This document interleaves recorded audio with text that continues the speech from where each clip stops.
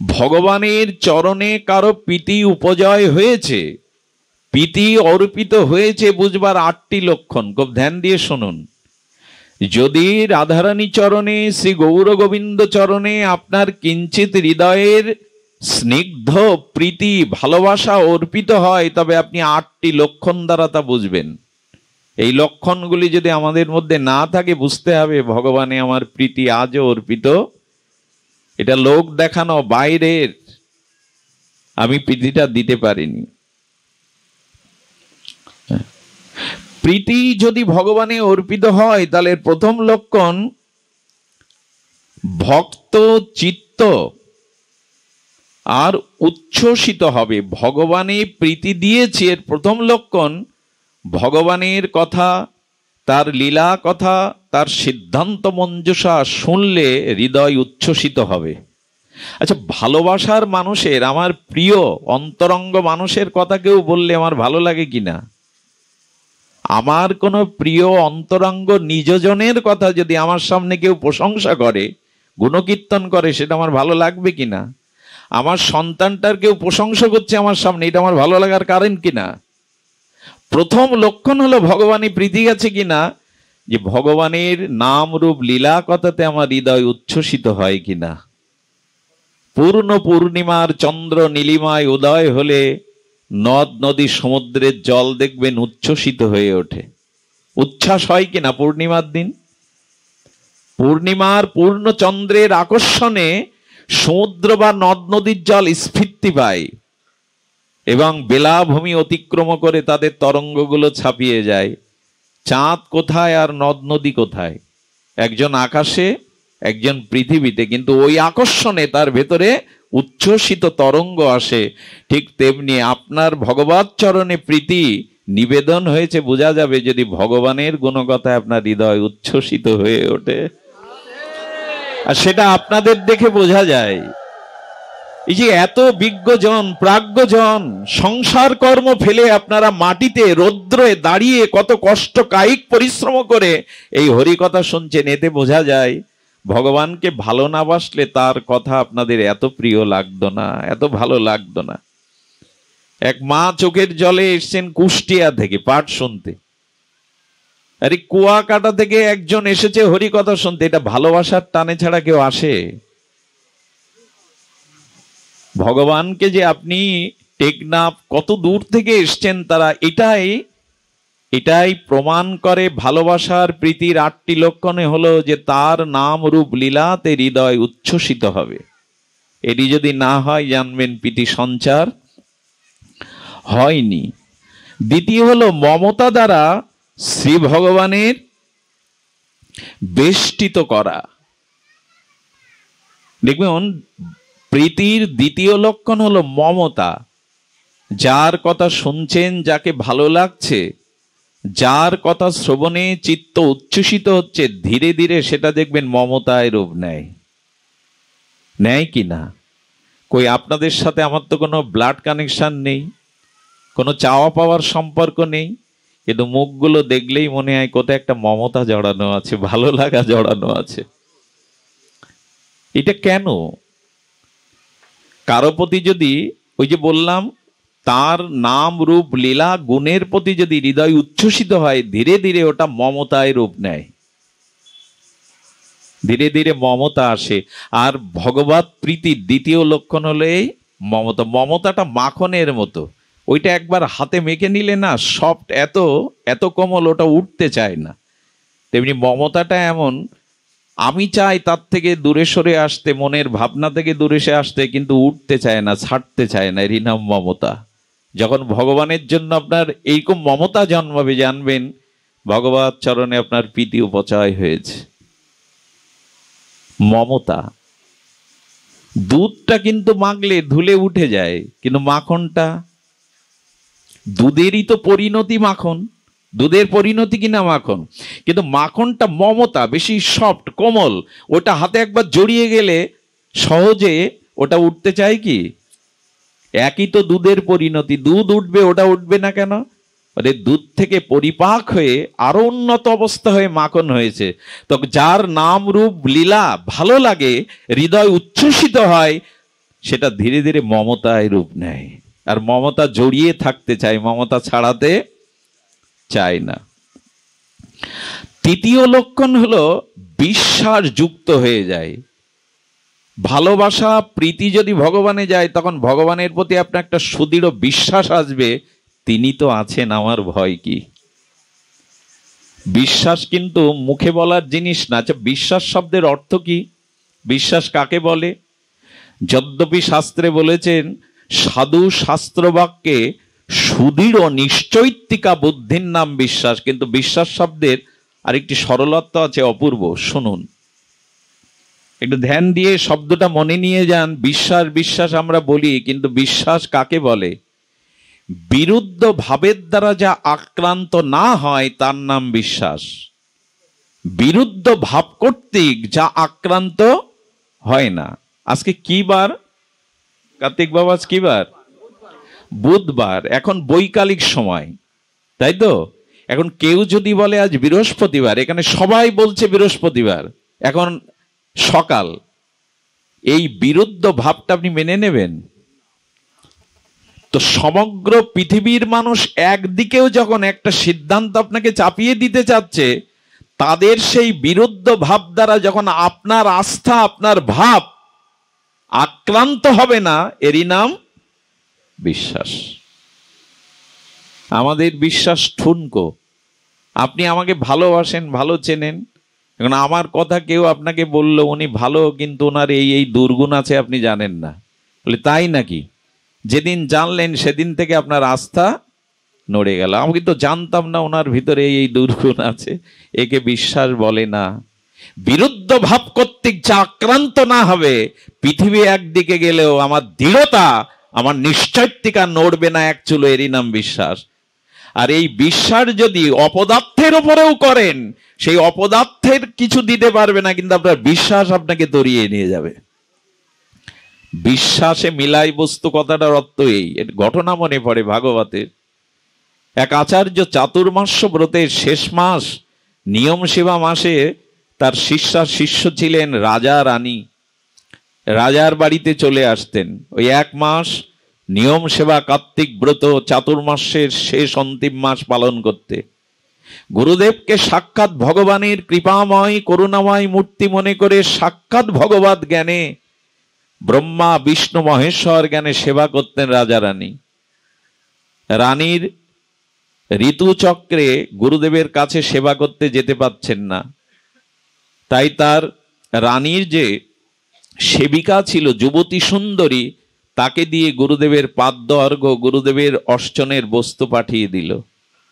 শ্রী গুরুদেব সেই সুন্দরী রানীর দাসীকে দেখে তার ভেতরে কামনা জেগে উঠল, প্রস্তাব দিল, আমি তোমাকে স্ত্রী রূপে গ্রহণ করতে চাই। এবং এই মুহূর্তেই তাকে স্ত্রী রূপে গ্রহণ করলেন। বিবাহ তো 8 প্রকার, রাক্ষস বিবাহ আছে, গন্ধর্ব বিবাহ আছে, নানান প্রকার। তো এক প্রবার বিবাহ করে বললেন, আমি রাজি নই, রানীমা আমাকে বিতাড়িত করবে, এটা অন্যায়। বললেন, রানীমা আজ থেকে তোমাকে গুরু মা রূপেই শ্রদ্ধা করবে, বসো। পাশে বসালেন। রানীমা পুষ্পে স্নান করে 2 দিন পরে রাজা এবং রানী যখন দেখতে এলেন, দেখলেন তারই দাসী গুরুদেবের শয্যা সঙ্গিনী হয়ে, অর্ধাঙ্গিনী হয়ে বসে আছে। উনি মুখ ফিরিয়ে চলে যাবেন। রাজা বললেন, ভুল করছো, গুরুদেবের প্রতি বিশ্বাস হারিও না, উনি আজও আমাদের কাছে ভগবান, উনি আমাদের গুরু মা, এসো তার চরণ সেবা করি। এটা বলা সহজ, মেনে নেওয়া এই বিশ্বাসটি খুব কঠিন। বিরুদ্ধ ভাব দ্বারা উনি আক্রান্ত হননি রাজা। 1 মাস গুরু মাতা জ্ঞানে গুরুকে পূর্ণ শ্রদ্ধায় সেবা করলেন। 1 মাস পরে গুরুকে রথে করে যখন আশ্রমে পৌঁছে দিচ্ছেন, বনের মধ্যে গুরুদেব বললেন, বনের কিছু ফল পাও তো, দেখো আমার বড় ক্ষুধা লেগেছে। রাজা এক ঋষির আশ্রম থেকে, বৃক্ষ থেকে চেয়ে এনে গুরুদেবের জন্য একটা ফল আনলেন। কিন্তু গুরুদেব সংশয় আত্মা হওয়ায় চিন্তা করছে, আমি যে কর্ম করেছি রাজা বিষ ফল খাই আমাকে মারবে না তো। দেখবেন যার চিত্তে অপরাধ বোধ আছে, সে সম্মুখে যা দেখবে তার দুর্বলতা কাজ করবে। আমি যদি কোনো অপরাধ করি আর আমার সামনে 2 জন যদি কথোপকথন বলতে থাকে, মনে হবে ওরা আমার কথাই বলছে। কারণ অপরাধ চিত্তটা বড় দুর্বল হয়ে যায়, চারিদিকেই দেখে তার দুর্বলতার ছায়া, ওরা আমাকে নিয়েই বলছে, অথচ তারা অন্য কথা বলছে। এজন্য চিত্ত দুর্বল হয়ে যায় অপরাধ করলে, বিচার দুর্বল হয়ে যায়, দৃঢ়তা দুর্বল হয়ে যায়। রাজা তখন বলছেন, এই ফলের নাম না জানলে তো আমি পেতে পারি না বনফল। ঋষির কাছে ফিরে গিয়ে রাজা বললেন, আমার শ্রীগুরু মহারাজ ফল খেতে চাওয়ার আগে নাম জানতে চেয়েছেন। ঋষি একটু স্মিত হেসে বললেন, গুরুদেবকে ফলটা কাটতে বলো, ওর মধ্যেই নাম লেখা আছে। গুরুদেব যখন ফলটা দুভাগ করলেন, দেখছেন একদিকে দেখছেন রাজার রানী দিব্য ভগবানের পুষ্পরথ হতে বৈকুণ্ঠে চলেছেন, আর এই গুরুদেব আর তার যে সঙ্গিনী তারা নরকগামীর দিকে চলেছেন, জমালয়ে চলেছেন। মাঝখানে ফলের নাম লেখা রয়েছে কর্মফল। কর্মফল। এরা বিশ্বাস হারায়নি, বিরুদ্ধ ভাব দ্বারা এদের বিশ্বাস আক্রান্ত হয়নি। ওই শ্রদ্ধা বিশ্বাস তাদের তরে নিয়ে গেল, যার প্রতি বিশ্বাস করলো তার পতন হয়ে গেল। বিশ্বাস এত বড় জিনিস। এই জন্য যার প্রতি একবার আস্থা বিশ্বাস এনেছেন, সৎ সাধু বিশ্বাস হারা হবেন না, বিশ্বাসই আপনাকে লক্ষ্যে পৌঁছে দেবে। এই জন্য বললেন, প্রীতি বা ভালোবাসার একটা লক্ষণ হলো বিশ্বাস যুক্ত করে দেয়। যাকে ভালোবেসেছেন, যাকে মন দিয়েছেন, তার প্রতি একটা প্রগাঢ় বিশ্বাস আছে, সে আমাকে ক্ষতি করবে না, সে ঠকাবে না। আচ্ছা, প্রিয় বা অতিশয় প্রিয়তা দ্বারা অভিমান বিশিষ্ট সৃষ্টি করে। এই দেখুন প্রীতির লক্ষণ কটা বললাম? 8টা। আমরা 4-এ এসছি। প্রিয়তা অতিশয় দ্বারা অভিমান সৃষ্টি করে। যার প্রতি খুব প্রীতি আছে, ভালোবাসা আছে, মাঝে মাঝে প্রীতির অতিশয়োক্ত দশায় অভিমান আসে তার প্রতি। আমাকে ডাকলো না, আমার দিকে একবার চাইলো না। বুঝতে পারছেন তো? প্রীতির লক্ষণে 4 নম্বর লক্ষণ হলো প্রীতি অতিশয় সুপ্ত, নিবেদিত হতে হতে তার প্রতি একটা অভিমান চলে আসে। কিন্তু যাকে ভালোবাসা যায় না তার প্রতি অভিমান আসে। এর মাঝে মাঝে মন্দিরে গিয়ে বাবাদের মতো যারা, তারা গোবিন্দকে বলে, বলো আজকে তোমার মুখ শুকনো কেন, হাসছো না কেন? ভগবানের সাথে আজকে তোমার কি সেবা পেতে ইচ্ছা করতে, বলো না। তারা তাদের মতো করে কেমন জানেন অভিমান মাঝে মাঝে আসে। পরমহংস কলকাতা মহানগরীর বুক চিরে ভাগীরথী গঙ্গা বয়ে গেছে, তারই তীরে দক্ষিণেশ্বর রানী রাসমণির অনবদ্য সৃষ্টি। তো মা ভবতারিণীর মন্দিরে ঠাকুর রামকৃষ্ণ অন্নের প্রসাদের থালা নিয়ে বলতেন, মা খা। ওই তার মন্ত্র, মা খা, খেয়ে নে। কি মন্ত্র দেখুন, কি ভাব দেখুন। ও তার মানে আমার হাতে আজ খাবি না। কেন খাবি না? আমি খাইনি বলে? তো ঠিক আছে, আমি খাইনি তো আমি আগে খেয়ে নি বলে নিজের মুখে অন্ন তুলে দিয়ে এটো হাতে বলছেন এবার খবরদার, এসব আবার আপনি করতে যাবেন না। ওই স্তরে না উঠলে এগুলো বাতুলতা মাত্র। অধিকারী হতে হয় তো। রাজাই কেবল রানীর শয়ন কুঠিরে অন্দরমহলে ঢুকতে পারে, বাইরের লোক পারে না। ওখানে যে কোনো লোকের প্রবেশ অধিকার নাই। এই জন্য যাকে ভালোবাসা যায়, যাকে প্রীতি করা যায়, অভিমান অতিশয় স্নেহের কারণে, মমতার কারণে তার প্রতি অভিমান, আমার দিকে একবারও তাকালো না, অভিমান কাজ করে। আর অভিমান প্রিয়জনের কাছেই কাজ করে। আর কি করে? বিলসিত করে। বিলসিত মানে দেখবেন একটা বিলাস ভাব এসে যায়। যাকে ভালোবাসা যায় তার প্রতি একটা বিলাস মানে তার সাথে খুব অন্তরঙ্গ মুহূর্তগুলো ভাগ করতে ইচ্ছা করে। অন্তরঙ্গ মুহূর্তগুলো। এই জন্য তো এই বিন্দাজির কাছে আমরা কি নিবেদন করি? এই মনের অভিলাষ বিলাস কুঞ্জে দিও বাস। বিলাস মানে কি জানেন? একান্ত তিনি যেখানে, আর রসব্রহ্ম রসিক শেখা রসিকেন্দ্র মৌলি যে রসময় লীলা করেন, সেই রসময় বিলসিত স্থানে যেতে ইচ্ছা করে, তাকে নিয়ে বিলাস করতে ইচ্ছা করে। মাঝে মাঝে আছে না, প্রিয়দের নিয়ে পার্কে যাওয়া, বেড়াতে যাওয়া, দার্জিলিংয়ে যাওয়া, এটা বিলাস আসে। আর এই ভগবানকে প্রীতি করলে একটা বিলসিত ভাব তার মধ্যে এসে যায়। আর একটা কি হয়, প্রচুর লোভের জন্ম হয়। লোভ নরকের দুয়ার না, ওই যে তালার চাবিটা যদি উল্টো দিকে যায় খুলে গেল। লোভ থাকুক, তবে লোভ ভগবানের ভজনে থাকুক, ভগবানের রূপে থাকুক, ভগবানের মাধুর্যে থাকুক, তার লীলাধাম বৃন্দাবনে থাকুক। লোভ না হলে কিন্তু, লোভের একটা সংজ্ঞা হলো কি, যা নিয়ম বিধি মানে না তারই নাম, সব নিয়মকে লঙ্ঘন করে লোভ যদি প্রচুর হয়। এই জন্য গোপীরা দেখা যায় তারা বৈদিক কোনো শাস্ত্রের নিয়ম, আচ্ছা লোভ অতি হলে কি হয় জানেন, এটো খাওয়ানো যায় ভগবানকে। আপনি পারবেন স্বাভাবিক আপনার গালের এটো খাওয়াতে পারবেন? গোপীরা বা রাধারানী তম্বুল চর্বিত করে গোবিন্দের গালে তুলে দিত, এই নাও খাও, পারবেন আপনি? লোভ জাগে। লোভ জাগে মানে ভেতরে লোভ হয়, যদি আমিও এমন করে তাকে ভালোবাসতে পারতাম। সকারা যেমন কাঁধে চড়েছেন, কাঁধে উঠেছেন, এটো ফল খাইয়েছেন, এই ফলটা মিষ্টি, এটা আমি তাকে খাওয়াবো। এই যে লোভ, লোভ আমাদের যদি একটু ওই দিকে ঘুরে যায়, তবে লোভ সাধুসঙ্গ, হরিকথা, ভগবত সেবায় যদি লোভ জেগে যায়, লোভ জাগবেই। যার প্রতি ভালোবাসা আছে তার প্রতি লোভ জাগবেই। প্রচুর লোভ শব্দটা দিয়েছেন গোস্বামী, প্রচুর লোভ জাগবে।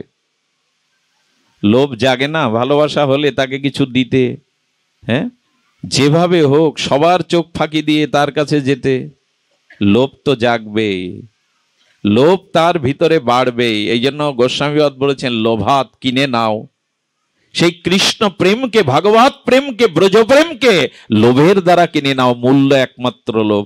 কবে আমার লোভ হবে সাধু কথায়, হরি কথায়, ভগবানের লীলায়, ভগবানের রূপ দর্শনে কবে আমার লোভ হবে? এই লোভ জাগাতে হবে, প্রচুর লোভ তার ভেতরে জাগবে। আর ষষ্ঠ লক্ষণ হলো প্রতি ক্ষণে, প্রতি মুহূর্তে নব নব নূতন নব অনুরাগ বাড়বে ভগবানের প্রতি। একটু আগে দেখেছেন মন্দিরে ভগবানকে, পরেক্ষণে গিয়ে দেখবেন আগের থেকে আরো নূতন, আগের থেকে আরো মধুর। এটা কখন হয় জানেন? আপনারা কখনো সমুদ্রের তীরে যাবেন, সেটা দীঘা হোক, কক্সবাজার হোক বা কুয়াকাটা হোক, যেখানে হোক, ওইখানে অস্তগামী পশ্চিম দিগন্তে সূর্যের অস্ত যাওয়ার যে পূর্ব মুহূর্ত গোধূলি, এই গোধূলিতে একবার ওই দিকে তাকাবেন, দেখবেন পূর্ব দিগন্তটা নিত্য নব অনুরাগে রং বদলায়, মুহুমুহু রং বদলায়। সাহিত্যিকরা এটি বর্ণনা করেছেন, দেখবেন অস্তগামী সূর্যের পূর্ব মুহূর্তে, যাকে গোধূলি বলা হয়, ঠিক সূর্য অস্ত যাওয়ার আগে পূর্ব দিগন্তটা নব অনুরাগে নূতন নূতন রঙের আকার ধারণ করে, মোহ। ঠিক তেমনি ভগবানের প্রীতি আসলে প্রতি ক্ষণে ক্ষণে ভগবানকে নিত্য নবায়নমান মনে হয়, পুরানো মনে হয় না। পুরানো তো হয় না। আচ্ছা লক্ষ্য করবেন, এই যে 3 দিন 7 দিন হরিনাম সংকীর্তন হয়, একই তো নাম, একই তো বাঁশি, একই তো মৃদঙ্গ, একই তো কলতাল। আচ্ছা ওইখানে যদি পৃথিবীর অন্যতম শ্রেষ্ঠ শিল্পীকে দিয়ে পৃথিবীর খুব জনপ্রিয় গান 24 ঘন্টা একটা গান গাওয়ানো যায়, বসে শুনবেন আপনারা? একটু কথা বলুন, শুনবেন? পৃথিবীর অন্যতম সুর সম্রাজ্ঞীও যদি আসে, আর তাকে যদি বলা হয় 24 ঘন্টায় আপনাকে এই একটাই গান, পপুলার যে গানটা পৃথিবীতে খুব মানে প্রচলিত, বা যে গানটি সকলের খুব প্রিয়, এই গান 24 ঘন্টা বসে গাইলে একই শিল্পী শুনবেন। কিন্তু হরি নামে কেন 24 ঘন্টা, কেন 72 ঘন্টা মানুষ এই একই নাম শুনে কাঁদে, হাসে, গড়াগড়ি দেয়? এই জন্য নামের মধ্যে মহাপ্রভু নিতাই চাঁদ প্রেমকে দিয়ে গেছেন, আর প্রেমের ধর্ম নিত্য নূতন নবায়নমান। একই তো হরি কথা, কিন্তু পুরাতন মনে হয় না। আরে মহাপ্রভু প্রতিদিন ধ্রুব প্রহ্লাদ চরিত্র গদাধর গোস্বামী পাদের কাছে শুনতে যেতেন, টোটা গোপীনাথে। লীলাচলে চৈতন্য মহাপ্রভু প্রতিদিন গদাধর পণ্ডিত গোস্বামীর কাছে প্রতিদিন ভাগবত শুনতে যেতেন, গিয়ে বলতেন, তুমি প্রহ্লাদ চরিত্র শোনাও, ধ্রুব চরিত্র শোনাও। এবং সাবহিত হয়ে শুনতেন, মানে খুব সতর্ক হয়ে শুনতেন। আচ্ছা, চৈতন্য মহাপ্রভু পরতত্ত্ব প্রেমসীমা, রাধা মাধব মিলিত বিলাস প্রেমমূর্তি, উনি ধ্রুব চরিত্র প্রহ্লাদ চরিত্র প্রতিদিন শুনবেন কেন? তাতে অনুরাগে চোখের জল পড়বে কেন?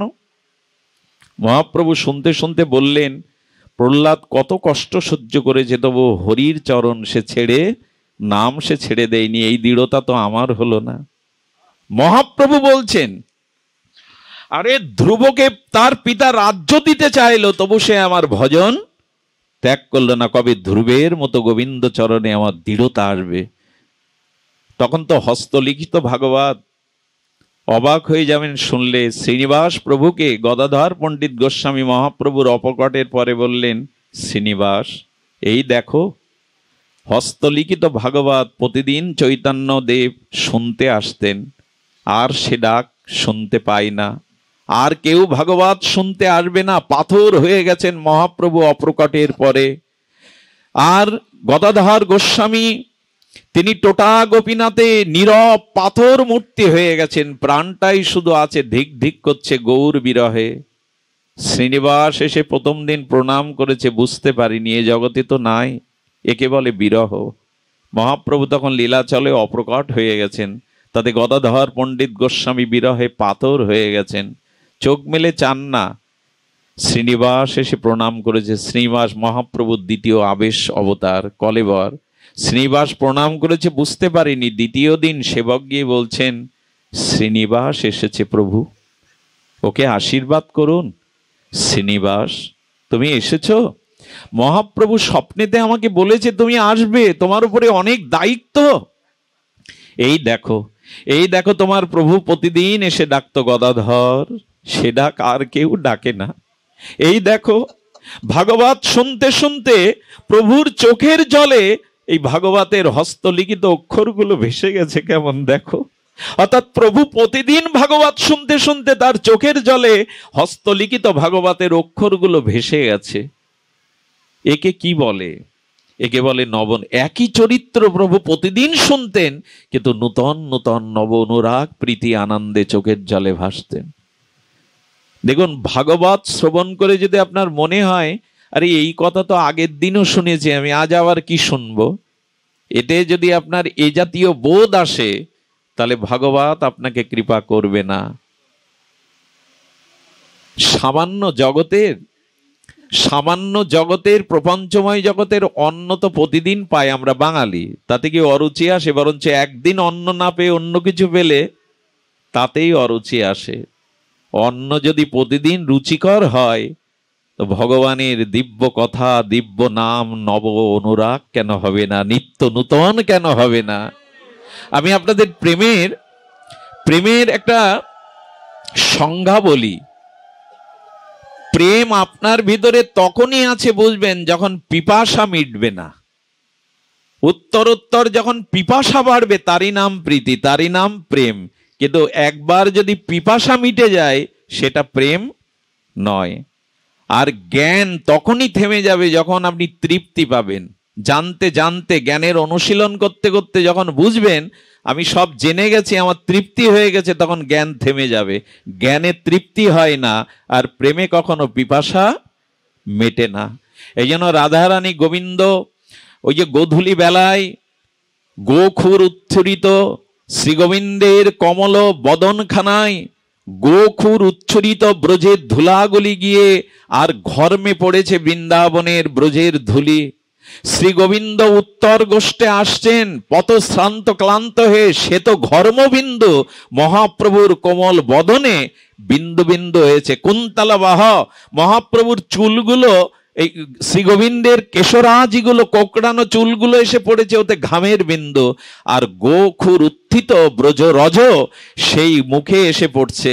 গোপীগণ গোবিন্দ পানে, রাধারানী গোবিন্দ পানে যমুনা পলি নিয়ে দেখে গোবিন্দের বদন দর্শন করে মনে হচ্ছে জীবনে যেন এই প্রথম তাকে দেখছি। সব সময় দেখে, তবু মনে হচ্ছে এই যেন প্রথম দেখছি। কিন্তু যখন চোখের পলক পড়ল, তখন গোপীগণ, ব্রজসুন্দরীগণ বিধাতাকে, ব্রহ্মাকে গালি দিতে শুরু করেছে। বিধাতা, তুমি রসিক নও, তুমি রস সৃজন জানো না। এই অসামধ্য মাধুর্য রূপ দেখতে দুটো চোখ দেয় কখনো? বিধাতাকে গালি দেয় কেউ যে তুমি দুটো চোখ কেন দিয়েছো? কারণ এই রূপ দেখতে কোটি আঁখি দিল না বিধি, দিল মাত্র দুই, তার মাঝে নিমেষ দিল কি দেখিব মই। বিধাতাকে গালি দিচ্ছে গোপীরা, তুমি যোগ্য সৃজন জানো না, তুমি রসিক নও। কারণ এমন মাধুর্য রূপ দেখতে কেউ দুটো চোখ দেয়, কোটি আঁখি কেন দিলে না? একে বলে নিত্য নূতন। একই জনকে দেখছে তারা, কিন্তু প্রথম দর্শনে মনে হচ্ছে এই প্রথম দেখলাম তাকে, এর আগে কখনো। কৃষ্ণ নাম রাধারানীর কর্ণে প্রবেশ করলে মনে হয় এই প্রথম প্রিয়র নাম শুনলাম, এর আগে এরকম হয়তো আমাদের। এটা হওয়াই হলো প্রেমের লক্ষণ, প্রীতির লক্ষণ। নব অনুরাগ, নিত্য নূতন, নবায়নমান, এটাই হলো প্রেমের ধর্ম। কখনো পুরাতন মনে হবে না, কখনো অনুরাগ কম হবে না। রাধারানী বলেছিলেন বিধি, চোখের পলক কেন দিলে? দুটো চোখ যদিও দিলে, পলক ফেললেই তো মনে হয় তাকে সহস্র যুগ হারিয়ে ফেললাম। একথা আর কেউ বলেনি, একথা গোপীগণ বলেছে। ব্রজপ্রেমের প্রতিমা, কৃষ্ণ প্রেমের মূর্তি এরা, এদের আকারটাই কৃষ্ণ প্রেম প্রীতি দিয়ে গড়া। একথা ওরাই বলতে পারে যে চোখের পলক পড়লেই মনে হয় তুমি সহস্র যুগ হারিয়ে ফেললাম। এই হলো নব অনুরাগ।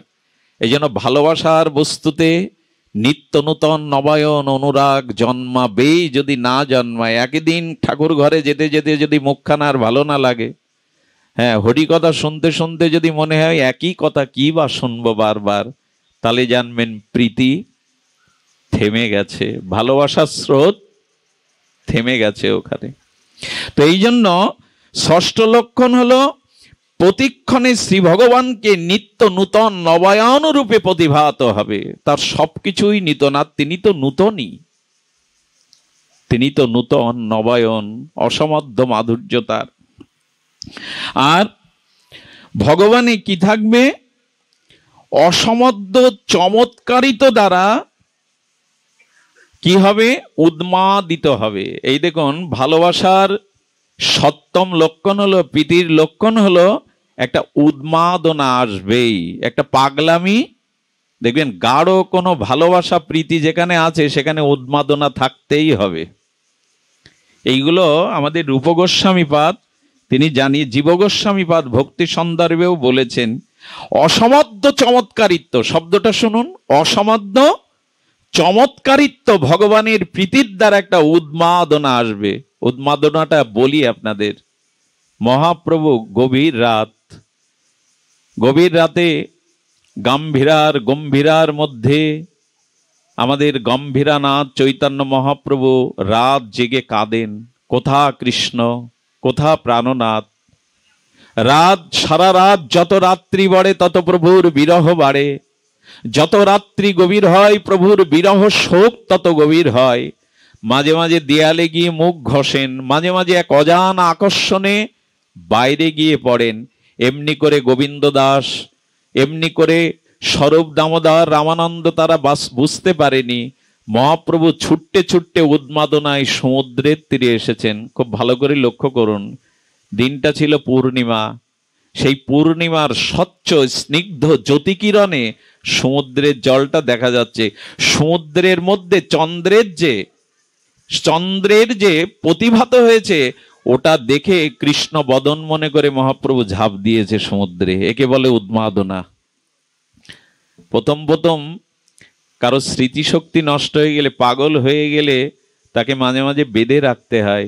কিন্তু এমন একটা উন্মাদনা এক সময় আসে, আর তাকে শিকল দিয়ে বেঁধে রাখা যায় না।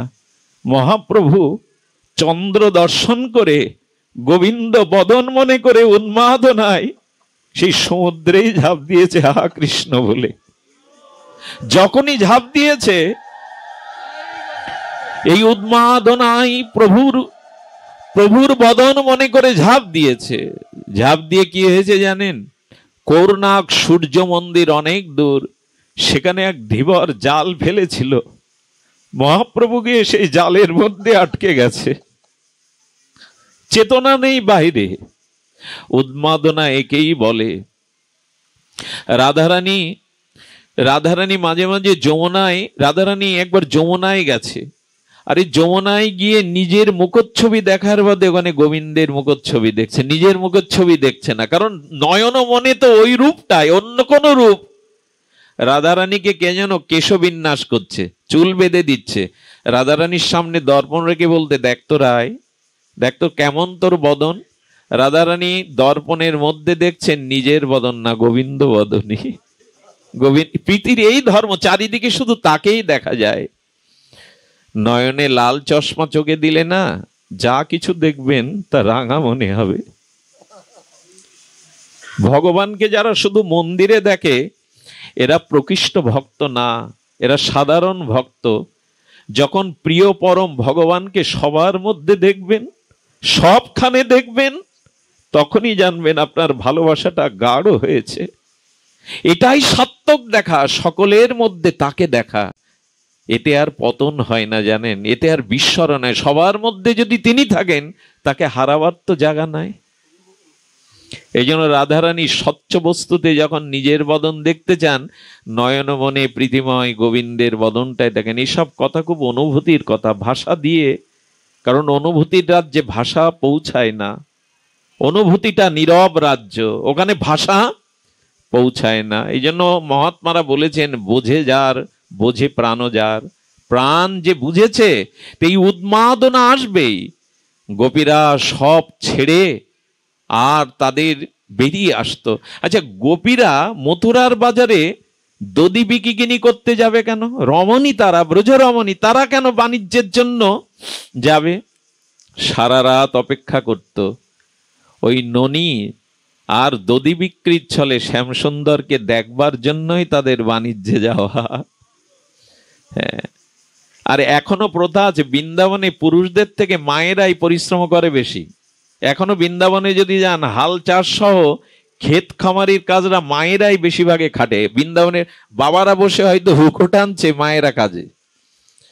তো ওখানে বিকিনি করতে যেত কি জন্য জানেন? দই বিক্রি মূল উদ্দেশ্য না, নগর ভ্রমণের ছলে যদি আমাদের প্রিয় পরমের মুখখানা একবার দেখতে পায়। এবং তাদের গোবিন্দ ভাবনাটা, উন্মাদনা কেমন জানেন? মাথায় নিয়েছে ননি, ঘোল, মাখন। আচ্ছা, বিক্রি করতে গেলে কি বলতে হয়? মাখন নেবে গো, হ্যাঁ, দধি নেবে গো, এই তো যার যা আছে তাই তো বলে ডাকবে। দুধ আলা তো দুধ নেবে গো বলবে, ঘি আলা তো বলবে ঘি নেবে গো। গোপীদের কৃষ্ণ আবেশ উন্মাদনা এমন, মাথায় ঘোল মাখন, কিন্তু বলছে গোবিন্দ নেবে গো, কানাই নেবে গো, লালা নেবে গো। ওদের শব্দের দ্বারা দই বেরোচ্ছে না। গোবিন্দ নেবে, কেউ লালা নেবে। আহা, কি উন্মাদনা! কই আমাদের তো এমন হয় না। খুব দুঃখ লাগে জানেন, কেউ কাউকে ভালোবেসে যখন পাগল হয় জগতে, স্মৃতিশক্তি লোপ পায়, আত্মহত্যা করে, মনে করি কেন এরা সাধু সঙ্গ করেনি। আজ আমাদের বর্তমান প্রজন্ম একটা উন্মাদনায় ভাসছে, আমরা তাদের প্রকৃত উন্মাদনাটা দিতে পারিনি। আজ তারা এই প্রযুক্তির মোবাইলের উন্মাদনায় ভাসছে। আজ তারা কাল্পনিক জগৎ রচনা করে তাদের জীবনকেই, তাদের যৌবনকে, তাদের সুসময়কে নষ্ট করছে। অনুরোধ করব, আপনারা যেমন করে আসেন, আপনাদের প্রজন্ম, আপনাদের ঘরের ছেলে মেয়েকে এই উন্মাদনা দিন, না হলে পৃথিবী সামাজিকভাবে আমাদের সমাজ অনেক পিছিয়ে পড়বে। আগামী প্রজন্মের উন্মাদনা হরিনামে আজ আমরা আনতে পারিনি, ভাগবতে আনতে পারিনি, এটা ওদের নয়, আমাদের ব্যর্থতা। আজকে যে উন্মাদনায় বর্তমান প্রজন্ম চলেছে, তাতে শুধু অন্ধকার আর নিরাশা, হতাশা ছাড়া আশা দেখতে পাই না। তাই ঘরের সন্তানদের ছোটকাল থেকে এই ভাগবত উন্মাদনা দিন। ভগবানকে নিয়েই মেতে থাকার উন্মাদনাই জীবনের সার্থক। আজ মহাপ্রভু ভক্ত স্বরূপে এসে আর তিনি আচরণ করে দেখাচ্ছেন। সুধীবৃন্দ কি করেছেন? মহাপ্রভু এমনি করে জালে আটকে গেছেন, এমনি করেই উন্মাদনা ব্রজ সুন্দরীদেরও তারা ঘরের বাহিরে আসতো। তো এই জন্য প্রীতির সপ্তম লক্ষণ হলো যে অসমর্থ চমৎকারিতা, একটা উন্মাদনা তাদের মধ্যে আসবেই। উন্মাদনা আছে বলেই তো আপনারা ঘরে থাকতে পারেন না, যেখানে হরি কথা, যেখানে ভক্ত সঙ্গ, ছুটে চলে আসেন। এটাও একটা উন্মাদনা। এটিও একটি উন্মাদনা। সুধীজন, এই জন্য আমাদের এই প্রীতির লক্ষণ ভাগবতের দিকেই হোক, শ্রী ভগবানের দিকেই হোক। তবে প্রথম প্রীতির লক্ষণে কি বলা ছিল? যে ভগবানের নাম রূপ লীলা কথাতে যাতে আমাদের আসক্তি হয়। এই আসক্তি হলেই ধীরে ধীরে প্রীতি সঞ্চারিত হবে। আর আমাদের প্রীতিটা যেখানে আমরা দিয়ে বসেছি, এই সংসার থেকে, স্ত্রী পুত্র আত্মবুদ্ধি থেকে ভগবানের দিকে দিন। এটার জন্য আপনাদের একটু অনুরোধ করব, গৃহে গৃহে আপনাদের ইষ্টদেবের প্রতি সকলে একটি ফুল, একটি তুলসী পাতা প্রতিদিন একটু অভ্যাস করুন তো। অফিসে যান, নিজের কর্মে যান, যার যার জীবিকায় যাওয়ার আগে 2-3 মিনিট ঠাকুর ঘরে গিয়ে একটু চন্দনটা, একটা তুলসী পাতা, একটা ফুল একটু দিতে শুরু করুন। ওই চরণ একবার যদি হৃদয়ে বসে যায়, নয়নে আটকে যায়, তবে টেনে নেবে। ভগবানের এই হলো মহিমা। একবার তার দিকে যে যায়, একবার যে তার চরণ আশ্রয় করে, সে 100 কোটিবার চেষ্টা করলেও ভগবান আর তাকে ছাড়েন না। আমাদের গোবিন্দ বাঁকা কেন জানেন? বাঁকে বিহারী কেন জানেন? বাঁকা ঠাকুর, 3টে জায়গায় বাঁকা। দেখবেন সরল কাটাগুলো, যে কাটাগুলো সোজা, ওটা যদি পায়ে বিদীর্ণ হয়, টান দিলেই সোজা বেরিয়ে আসে। কিন্তু যে কাটা 3টা জায়গায় বাঁকা, ও কাটা যদি একবার ফোটে, চামড়া রক্ত ছিঁড়ে যাবে, তবু বেরোতে চাইবে না। গোবিন্দ যেন বললেন, একবার একটু ভালোবেসে দেখো, তুমি ছাড়তে চাইলেও আমি বাঁকা ঠাকুর আর তোমাকে ছাড়াতে দেব না। আমি আটকে থাকবো, আমাকে ছাড়াতে পারবে না তুমি, একবার ভালোবেসে দেখো। ওই নয়ন পানে, ওই কমল বদন মাধুর্য পানে যে একবার তাকিয়েছে, সে ফেসে গেছে সংসারে। আর তার এই জন্য গোপীরা একটা শব্দ দিয়েছেন খুব সুন্দর। গোপীরা যে শব্দ দিয়েছেন সেটা আমি শোনাচ্ছিলাম আসতে গিয়ে, সেটা অপূর্ব একটি শব্দ দিয়েছেন ভগবান। ইতর রাগ বিস্মারণাং। এখানে গোস্বামী গ্রন্থের গ্রন্থে বলছেন অপূর্ব, ইতর রাগ বিস্মারণাং। তার মানে যদি একবার ভগবানকে আপনার ভালো লেগে যায়, যদি তার চরণে কিঞ্চিত আসক্তির অতি জন্মায়, তবে কি বলেছেন গোপীরা? অধরামৃতম চুম্বিতং ইতর রাগ বিস্মারণাং।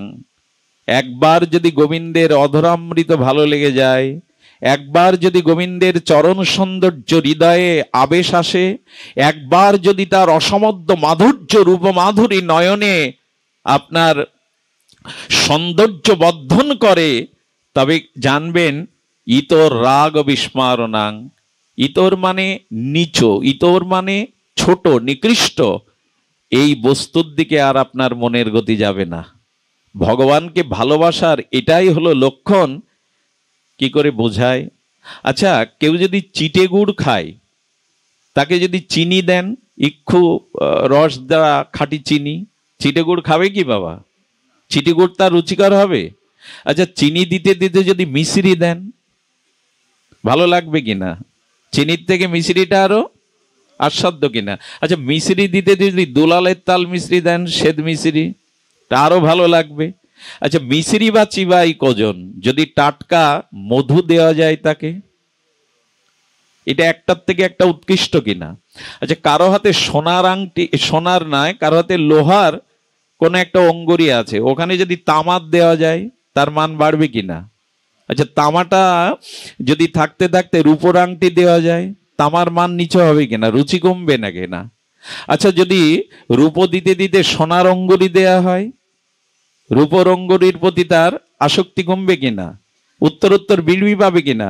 আচ্ছা, সোনারটা বলে যদি হীরার আংটি দেওয়া যায়, এটা যেমন ক্রম অপরকে অরুচিকর মনে করে পরেরটা উন্নত উৎকর্ষ রুচি হয়, তেমনি একবার যে গোবিন্দের অধরামৃত পেয়েছে, একবার যে তার চরণামৃত পেয়েছে, ইতর রাগ বিস্মারণাং, জগতে আর কোন রূপ, আর কোন বস্তু তার কাছে আর ভালো লাগার বিষয়বস্তু হবে না। আসলে মধু পাইনি বলেই তো চিটে গুড় আমরা আস্বাদন করছি। একবার যদি ভালো লেগে যায়, একবার যদি ওই রূপ নয়নে ধরে যায়, একবার যদি হৃদয়ে ওই চরণ সৌন্দর্য মাধুর্য বিকশিত হয়, এই জগতে আর কোন রূপ ভালো লাগবে না। কেন বলছি জানেন? এটা যুক্তি আছে। আচ্ছা, সূর্যের মধ্যে রংধেনু আছে কিনা? সূর্যে কটা রং আছে? 7টি রং। আর এই রংধনুর যে রং, এ কি করে জানেন? আচ্ছা, কোন কোন গাছের ফুল শ্বেতশুভ্র সাদা, কোনটা নীল, কোনটা লাল, এই রং এরা কোথা থেকে পায়? একই পাতাবাহারের পাতায় দেখবেন 2-3 রকম কালার, হলুদ কালার, সবুজ কালার আছে না পাতাবাহারে? তো একই পাতায় একই মাটির মধ্যেই বৈচিত্র্য রঙের বাহার কোথা থেকে আসে? ধ্যান দিন, আমাদের সনাতন ধর্ম অত্যন্ত বৈজ্ঞানিক। আমাদের সনাতন ধর্মের এমন কোনো বিধিবিধান নাই যেটা অবৈজ্ঞানিক। আজও এটা প্রমাণ করতে কেউ সক্ষম হয়নি। আরে বাবা, পুরনো দিনে ঠাকুরমারা গোবর ছড়া দিত, এখন তো ডেটল দিয়েই ঘর মোছো। সেই বিধানটাই তো রাখতে হচ্ছে। আজ কেন তুলসী গাছের কদর সারা বিশ্বব্যাপী বাড়ছে? তুলসীকে রাখো, একটা বটবৃক্ষ যে স্নিগ্ধ শুদ্ধ অক্সিজেন দেয়, গাছ একটা তুলসী বৃক্ষ বাড়ির মধ্যে সেই অক্সিজেন সরবরাহ করতে পারে। এখানে অনেক রোগ প্রতিরোধক ক্ষমতা বাসাতে জীবাণুগুলো আসতে দেয় নাই তুলসী। সনাতন হিন্দুর কোন বিধান অবৈজ্ঞানিক রূপে আজও প্রমাণ করতে কারো সাহসী হয়নি। এ ঋষি অনুশাসিত ধর্ম, এ ধর্মে কোনো আবেগের স্থান নাই, অবৈজ্ঞানিক অযৌক্তিক কোনো কিছু নাই। আমাদের বোঝাতে ভুল হয়, আমাদের জ্ঞানের পরিধি কম, তাই আমরা বোঝাতে পারি না। সারা বিশ্ব তাকিয়ে আছে আজকের এই সনাতন গবেষণার দিকে।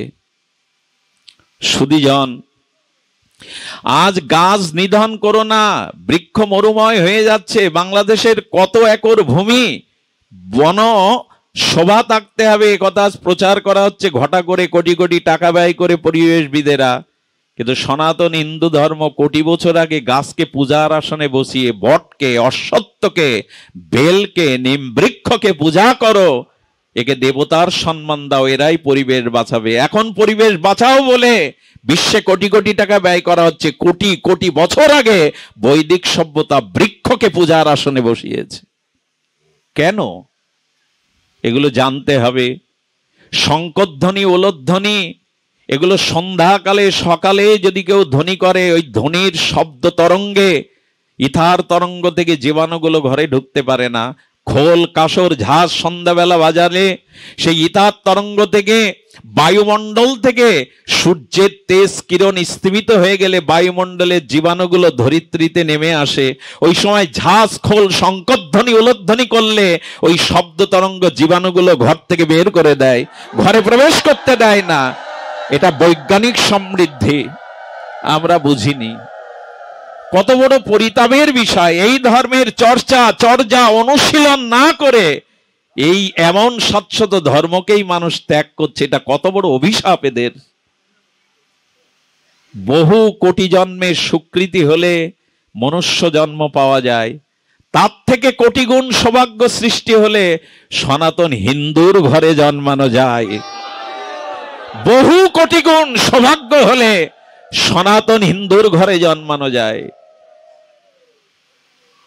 সারা পৃথিবী একদিন শান্তির জন্য, স্বামী বিবেকানন্দ বলেছিল, শোনো পাশ্চাত্যবাসী, বিদ্যা, প্রযুক্তি, শিক্ষার জন্য ভারতবাসীরা তোমাদের কাছে হাত পাতবে, বাংলার মানুষ, কিন্তু শান্তির জন্য তোমাদের এই বাংলার কাছে হাত পাততে হবে।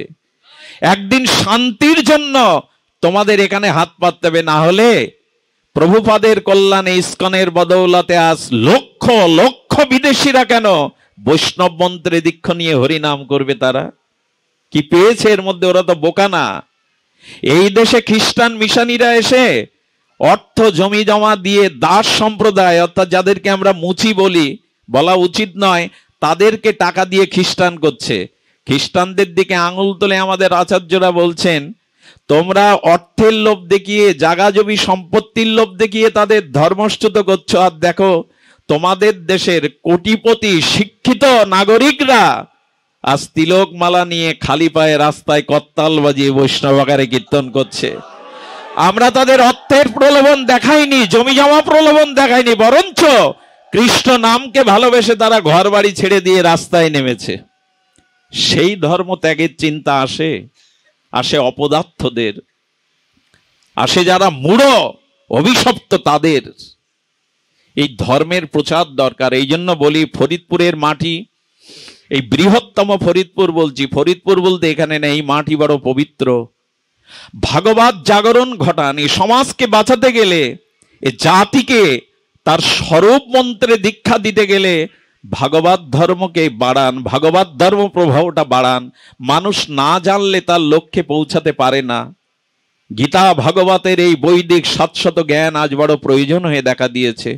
আরো ভালো লাগার বিষয়, আপনাদের এই অঞ্চলে এখানে শিক্ষিত প্রতিষ্ঠিত সভ্য ভদ্র মানুষরা সামনে, এর মধ্যে অনেক স্বনামধন্য ডাক্তার প্রফেসর বসে বাট শুনছেন মাটিতে এই গরমে। এটা দরকার ছিল।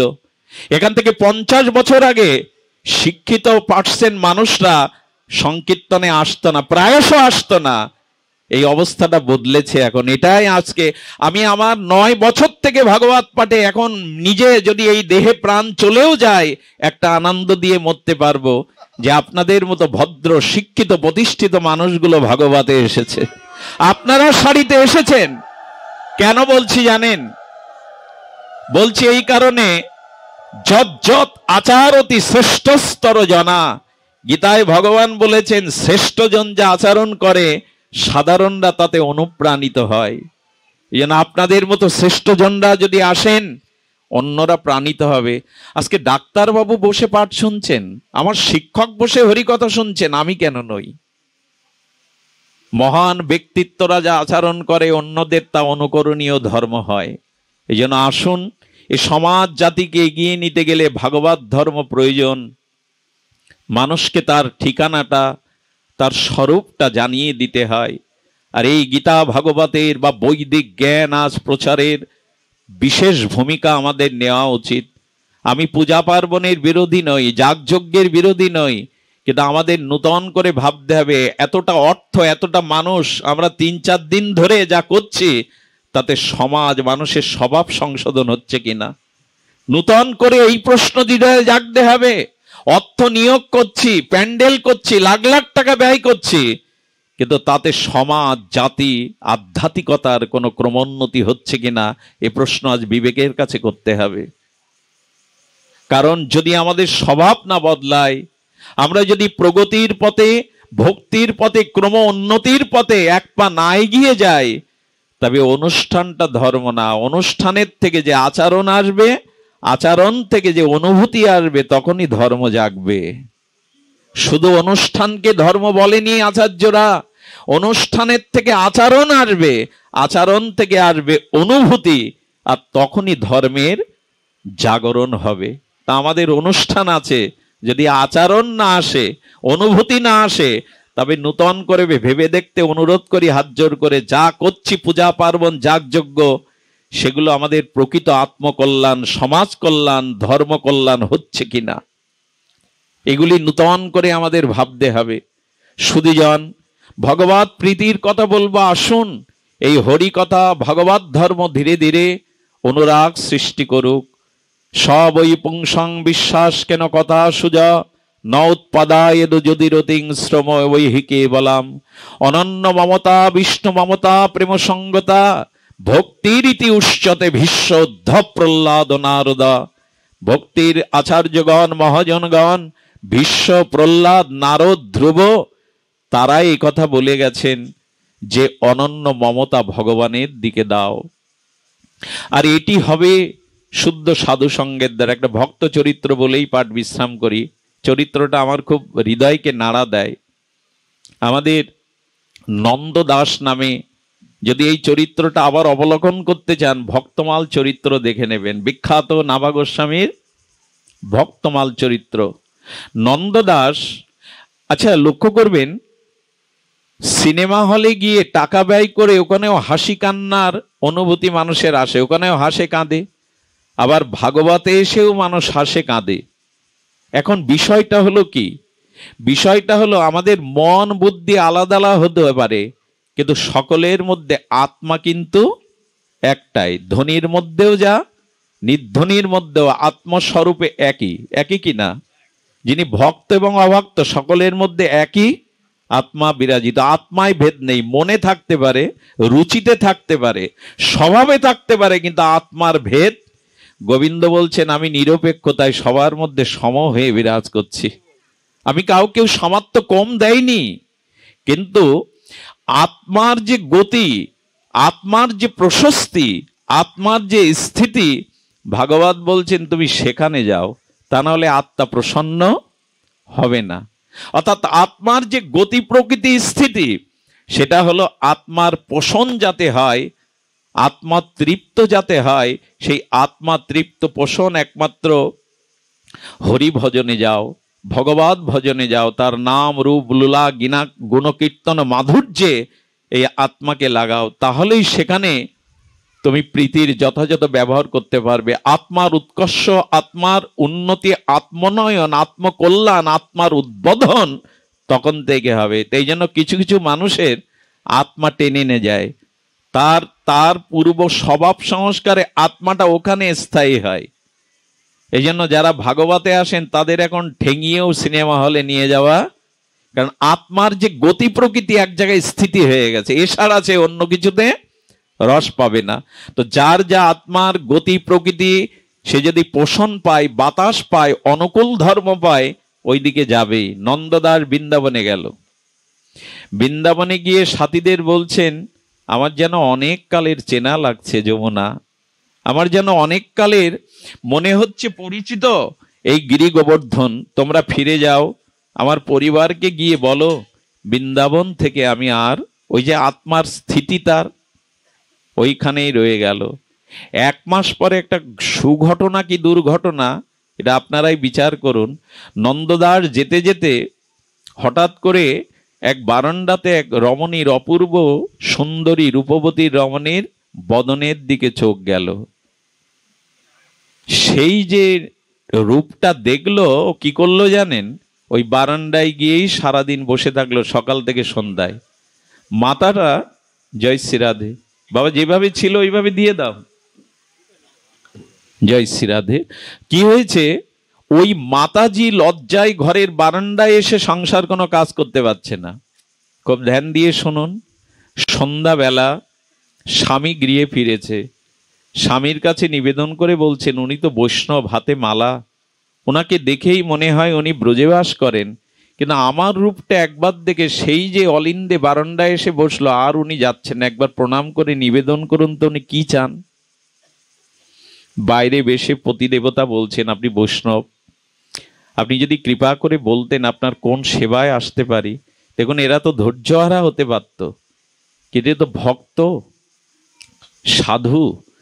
বিরক্তি না জেনে ওরা কারণ জানার জন্য বলছেন, বলেন আমি অন্য কিছু চাই না, শুধু ওর মুখটা একবার আমার সামনে এসে দেখতে দাও। যে কোনো স্বামীকে যদি এই কথা কেউ বলে তার দশা কি হয়।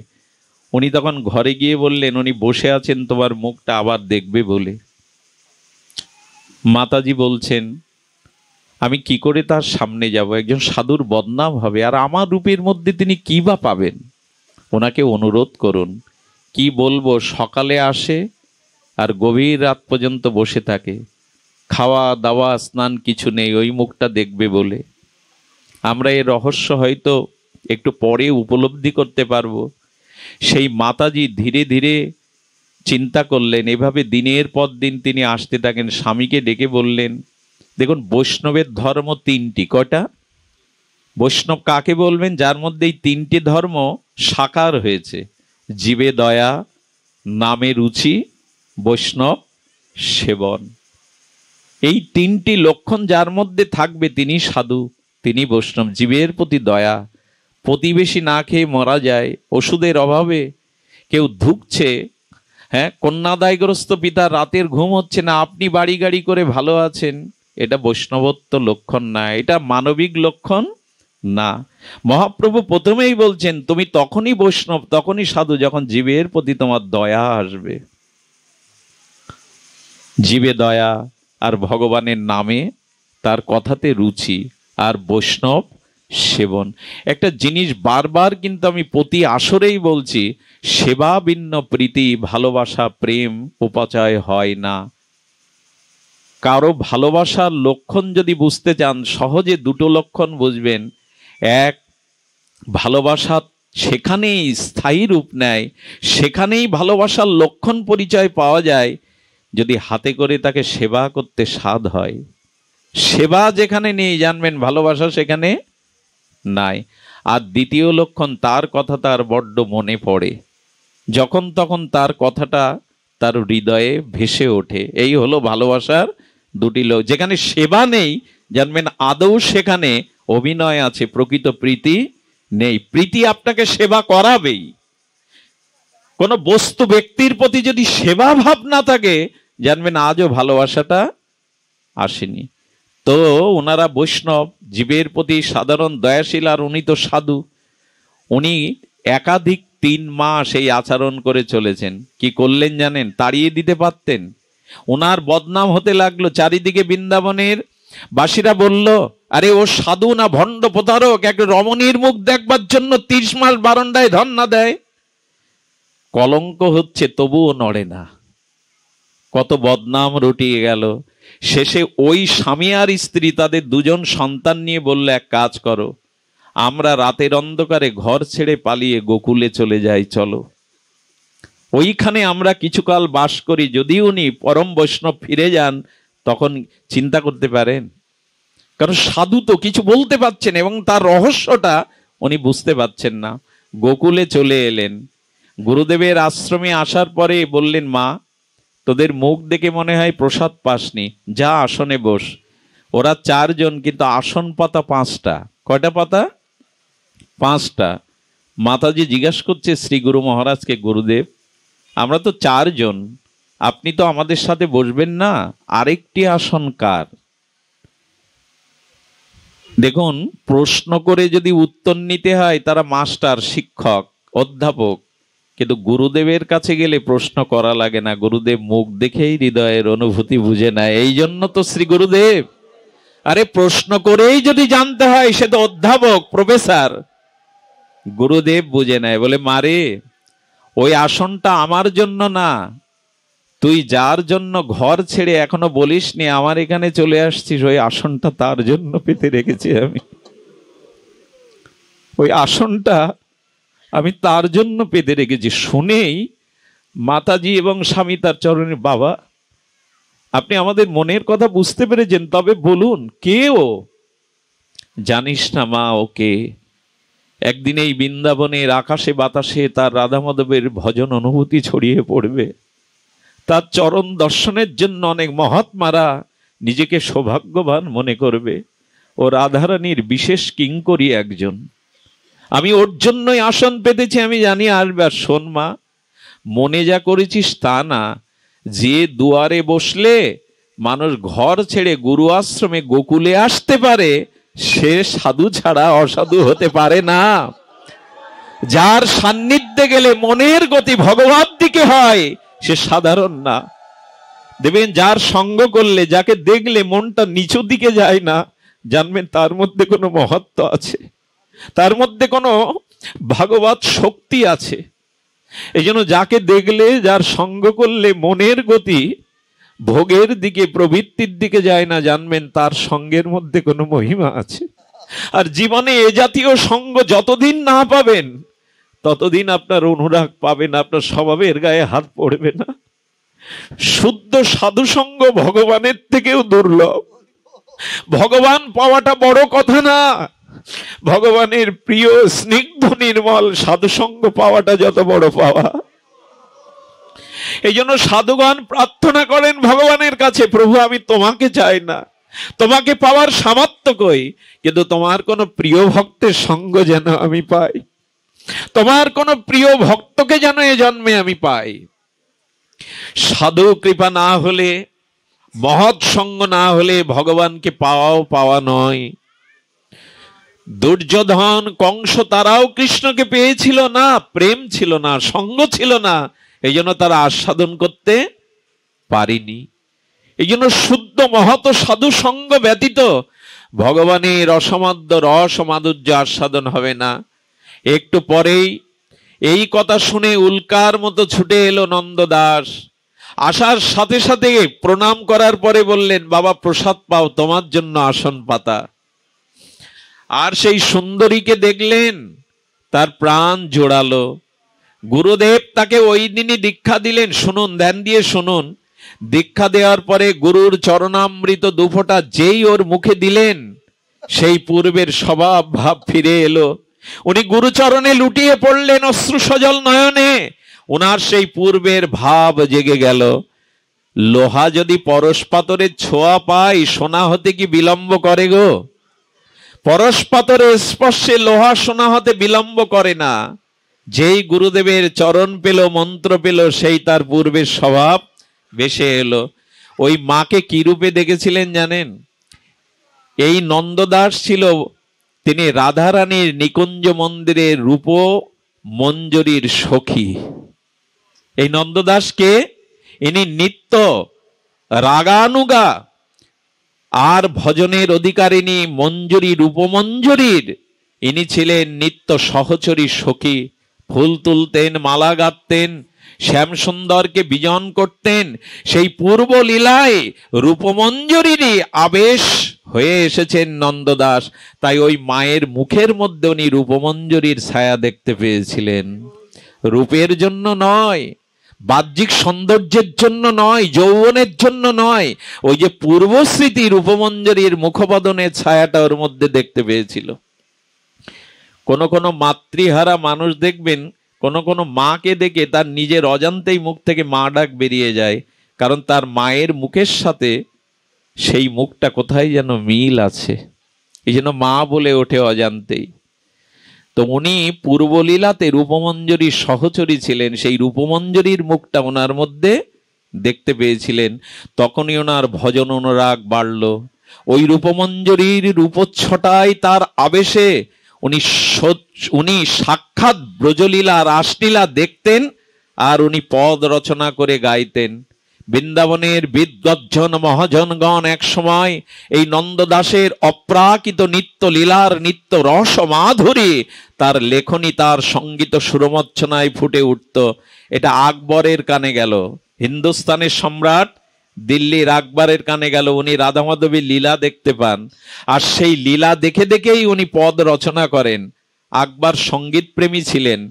উনি চলে এসে বললেন, নন্দদাস, আমি আপনার কথা শুনেছি, আপনি নিত্য রাসলীলা দেখেন, নিত্য লীলা, সখীমঞ্জরী, রূপমঞ্জরী, অষ্ট সখী পরিবেষ্টিত যুগলকে দেখেন, লেখে লেখেই দেখেন। আপনি আপনাকে জানান ওই স্তরে কি দেখেন আপনি। কিছু মনে করবেন না, এই জিনিসগুলো রসিকজন ছাড়া অরসিকজন বুঝবে না।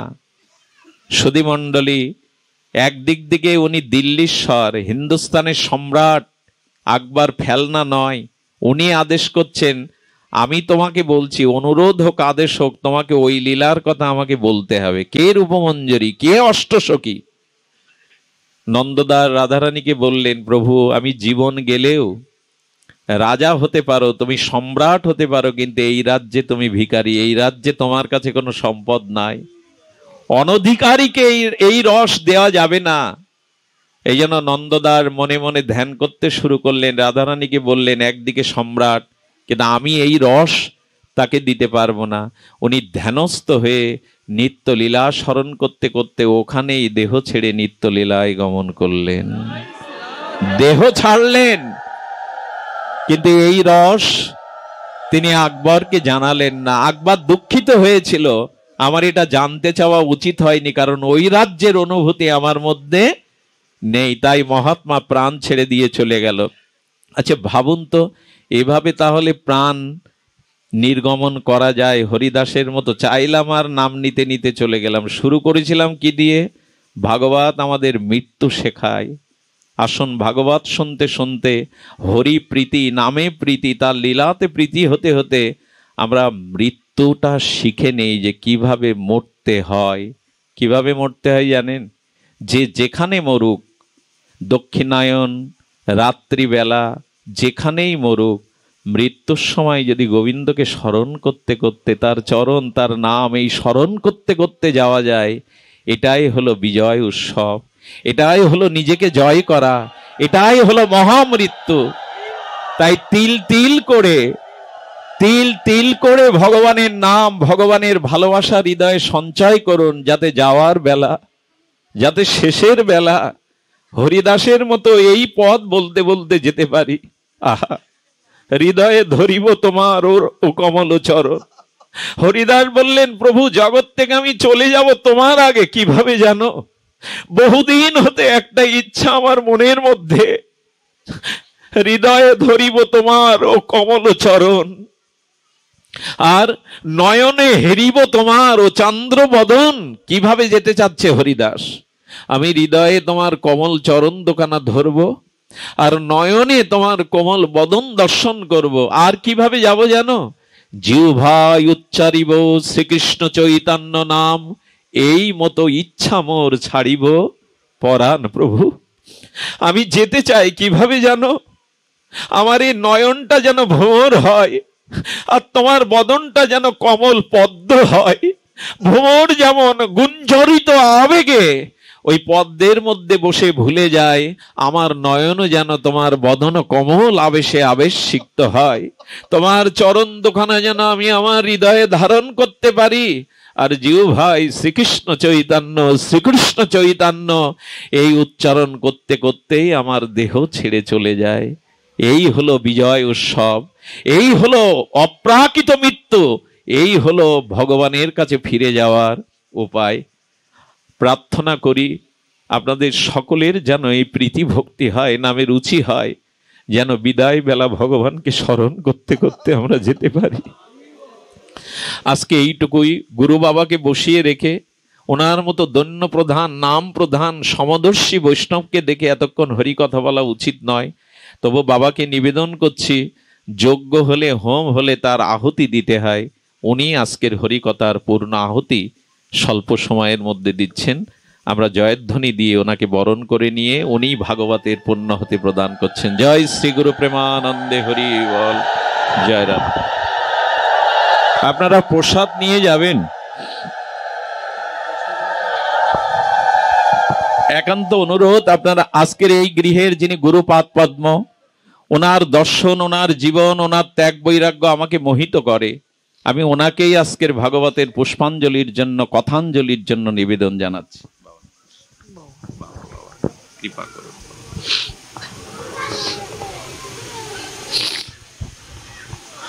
জয় রাধা বল্লভ।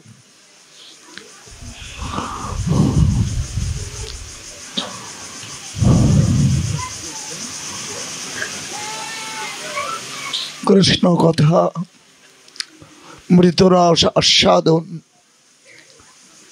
এবং তার লীলারূপ, তার মাধুর্য ভরা রূপের বর্ণনা আমার বাবা দিয়েছেন। উনি বিদগ্ধজন, বিশুদ্ধ কৃষ্ণ ভক্ত। আমার জ্ঞানের পরিধি নাই, ক্ষুদ্রাতি ক্ষুদ্র। আমার স্মরণ হয়, এতদিন মনে শুনেছিলাম অহেতুকী ভালোবাসা, গোবিন্দের চরণে অহেতুকী ভালোবাসার তার স্বরূপ আমি আমার এই বাবাজির মধ্যে দর্শন করা আমার সৌভাগ্য হইলে এটা আমার জন্ম জন্মান্তরের স্বীকৃতি, পিতামাতার শুভ আশীর্বাদ, সাধুগুরু বৈষ্ণবের পরমারাধ্য গুরু মহারাজার। আজ এই ক্ষণটি আমাদের আস্বাদনের, যা আস্বাদন করালেন এবং যা আমার বাবাজি নিবেদন করলেন সাধুগুরু বৈষ্ণব চরণে, মহাপ্রসাদ হয়ে থাকলো আমাদের ভেতরে। এই উপস্থিত বৈষ্ণবের চরণে আশ্রিত হয়ে আমি সর্বমঙ্গলময়, আনন্দময়, সচ্চিদানন্দ শ্রী বিগ্রহ, অনাদিরাদি সর্বকারণের কারণ শ্রী গৌর গোবিন্দ চরণে নিবেদন করি। আমরা যে জগতে যে কয়দিনই থাকি, যে মুহূর্তই থাকি, সেই স্মরণের কাল যখন এই জগৎ থেকে মহাপ্রয়াণ আসবে, আমাদের দেহস্থিত আত্মা যখন দেহ থেকে অন্তরিত হবেন, তখন যেন সেই সচ্চিদানন্দ গোপবেশ বেণুকর সেই আনন্দ ঘন মূর্তমান শ্রী গোবিন্দের মাধুর্য ভরা মূর্তিখানা আমাদের সকলের হৃদয়েই যেন জাগ্রত হয়, সেই সাথে তার চরণে নিবেদন জানিয়ে সকলের সকলের সুখ সমৃদ্ধ সুখ পাবো কোথায়? চলমান নদী চলতে চলতে যখন সমুদ্রে পতিত হয়, তার সঙ্গে মিলিত হয়ে যায়, তেমন কোন মায়ান্ধ জীব, ভোগান্ধ জীব, কাম কামনা যুক্ত জীব মায়ার চক্রে ঘুরতে ঘুরতে সাধুগুরু বৈষ্ণবের করুণায় যখন সর্ব কারণের কারণ সচ্চিদানন্দ বিগ্রহ শ্রী গোবিন্দের আতুল চরণে স্থান পেয়ে যাবে, তখনই তার সকল কিছু সার্থক। সেই কামনা করে এই বৃন্দাবনে সাধুগুরু বৈষ্ণবের চরণে ধন্যবাদ জানিয়ে এখানে প্রার্থনা করি, সর্বেতে সুখিনঃ সন্তু সর্বে সন্তু নিরাময়া সর্বে ভদ্রাণি পশ্যন্তু মা কশ্চিৎ দুঃখ ভাগ ভবেৎ। মঞ্চা কল্পতরুভর্ষ কৃপা সিন্ধুভ্যেব চ পতিতানাং পাবনেভ্যো বৈষ্ণবেভ্যো